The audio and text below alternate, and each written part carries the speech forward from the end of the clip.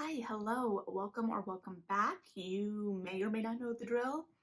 Either way, glad to have you. Today, I'm going to try and do a quick-ish July anticipated. I feel like there is not as much on my radar as I thought there would be for July, but that doesn't mean that there's not great stuff to look for. So, want to get that talked about. As always, if it feels like there are things that I'm missing or maybe just aren't on my radar in the same way that they're on yours, let me know below so that we can be excited about books together and try and support them as they come out as we can. You know the drill. It's a never-ending TBR.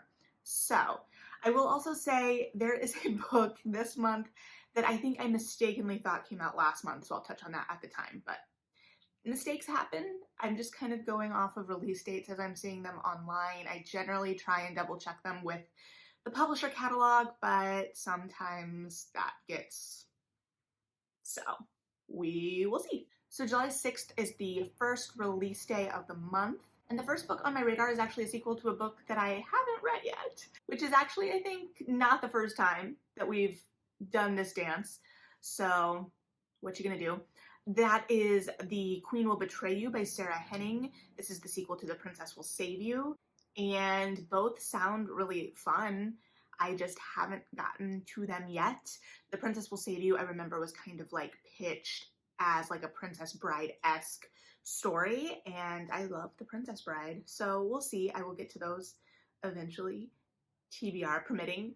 So I think those just sound like fun YA fantasy novels and kind of twists on YA fantasy. So if that's something that you've been looking for, that sounds like what that's going to be. And I will hopefully have more to report back on that soon-ish. I make no promises here about when I'll get to things, so sorry. And then the next book I have my eye on is Six Crimson Cranes by Elizabeth Lim.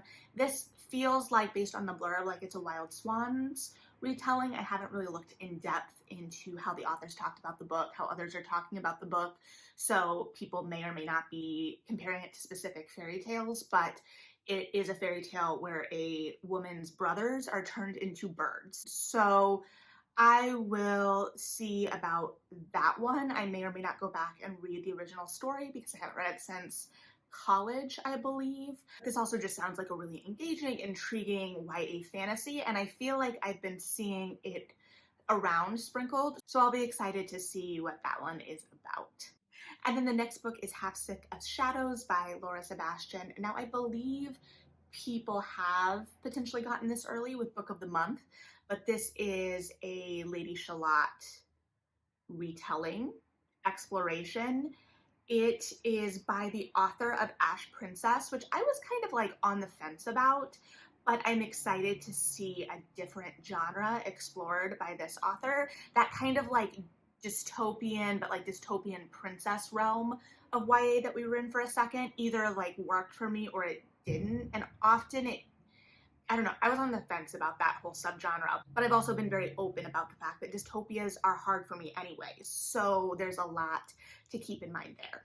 So this one though, The Lady of Shalott, I have found fascinating, and probably not unique to me, but I first heard of The Lady of Shalott not through strict Arthurian legend, but from A Great and Terrible Beauty by Libba Bray, which opens that first book with a poem. Well, the poem by Tennyson, but a section of the poem. And I loved that enough that like in 8th grade, when we were supposed to memorize a poem for English class, when everyone else was still like skating by on Shel Silverstein, I memorized the Great and Terrible Beauty specific cut of Lady of Shalott. So I am excited to see what this is, how it plays with that legend. I am a sucker for Arthurian legend anyway. I'm a little nervous though, in the sense that the last Arthurian legend retelling I read was Legendborn, and that blew me away so much. And it's such a different thing than what I think this is going to be that I'm going to have to go in and make sure that my expectations are in the right place so that I'm judging the work on what the work is and not, you know, by any preconceived notions. And I love that the title is pulled from the Tennyson poem as well. So I'll be excited to see what that is. That being said, I haven't really done a lot of digging on reviews for this one, knowing that those Book of the Month copies are potentially out. So I don't know what the reception so far has been for this, and we'll see what I think about it. I do have this one on hold at the library, so hopefully I'll be able to get to it somewhat soon. We will see. And then July 13th, we've got, what do you know, more books coming out. So the first book is Flashfire by TJ Klune. This is the sequel to The Extraordinaries or The Extraordinaries, depending on how English works. And that is his young adult superhero series. I talked about that whatever month I read it, I don't remember. And I really enjoyed it, but at the same time, like the voice was very quirky in a way that I thought inhibited the plot at a certain extent. That being said, I'm really interested to see where these characters go next. I'm interested to see if we get a manatee simile, I think it was a simile, as good as in the first one. My bets are not high on it, but you never know. And honestly, if nothing else, you can read it for the manatee reference. As I've said, I'm not generally a huge superhero person, so I don't really have an opinion on how this fits within the realm of superheroes, but it also purposely feels very tongue-in-cheek in a lot of places. So, and then, well, this is exhausting by Sophia Benoit is an essay collection that's coming out. I don't know much about the author. I think she got her book deal via like an internet presence. I think she's a comedian. I don't really know. I'm not gonna lie. I was attracted to the title of the book because, yeah, this is exhausting, whatever this is. So we'll see. I do like a good essay collection, I've learned. And I found that I personally am drawn to essay collections that kind of explore personal and whatnot through a pop culture lens in many ways. I don't know. I don't know if that's what we're getting here. I'll see. But I do like essays, I think, depending. There's some that I'm like, sure, whatever. But so this is an essay collection that has caught my eye this year, and we'll see what we get with it. And then It Happened One Summer by Tessa Bailey. This has been getting a lot of buzz on like romance Twitter, I think is where I've been seeing it. And it is about like a socialite who is cut off by her parents and ends up in this small town, I think like in the Northeast. And it's been comped to Schitt's Creek. It's been getting a lot of buzz, at least on the internet side of things, particularly around the fact that it has an illustrated cover and still has some high heat scenes, because there's been a lot of discourse on, you know, visual cues in terms of covers and what this brand of illustrated cover indicates to the reader in terms of what to expect from the book, or if there are expectations that a reader can have at all. So that's kind of like where that's been. It sounds fun. I'm going to admit that the only book I've read by Tessa Bailey previously, I think, is Fix Her Up. And I'm going to be honest in that I didn't really enjoy that one. But I've also been known to revisit romance authors and click with one book in a way that I didn't with a previously read book. So I'm excited to give it a chance, and we'll see what we get. I also like, it's outside my kind of normal, because it's like that small town. It feels like it's gonna be like a small town vibe, which I haven't been gravitating toward recently. So that may be something to push myself outside of like my normal romance, you know, limits. I don't know.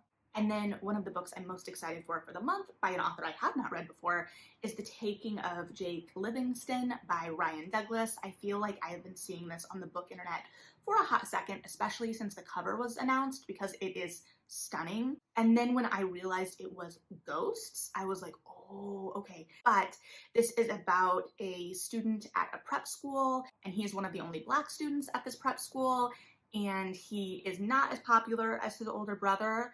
And on top of all of that, he can see ghosts. And then, because that's not enough, just seeing the ghosts isn't enough, clearly.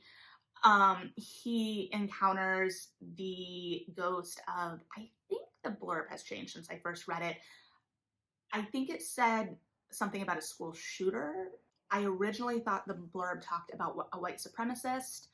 Those are not mutually exclusive things either, but I think like obviously this ghost is not an easy spirit and has some malevolent plans that involve our main character Jake. So I'm real excited for this one. I think it has the potential to be actually scary, And if not, it's still going to have that real high tension. And like I said, even though I'm a scaredy cat, I do like things that still kind of deal with ghosts. And I think that this is going to be in a way that's really dynamic and engaging. And I'm excited to see what this does. And it's definitely one of the books I've got my eye on, or I've had my eye on for the year. So yeah.